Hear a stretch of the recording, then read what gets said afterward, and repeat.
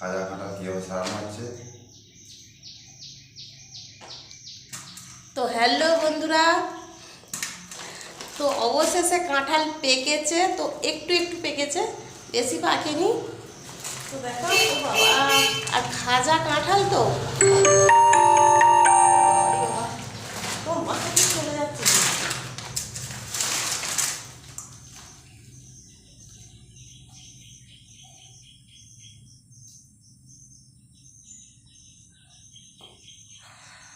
তো দেখো বড় বড়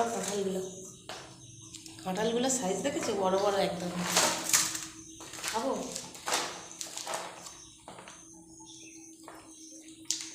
শক্ত মিষ্টি আছে।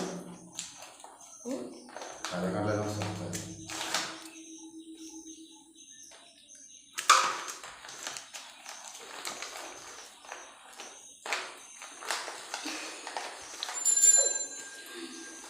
তো কেউ খাবার চলে এসো আমাদের বাড়ি।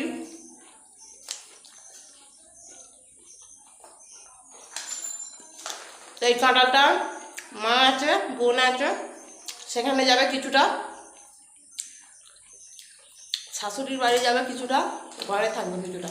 আর বড় কাঁঠালটা এখনো পাকেনি, এটা ছোটটা। তো বন্ধুরা দেখো, এক থালা একদম খাঁজা কাঁঠাল, কি বড় বড় শক্ত শক্ত। এগুলো কিন্তু খেতে হেভি লাগে, কচকচ করে, কিন্তু বেশি নরম হলে না গলে যায়। আর এগুলো খুব মিষ্টিও লাগছে, আর শক্ত শক্ত জিনিসটাও খুব ভালো লাগছে, কচকচ কচকচ টাইপের।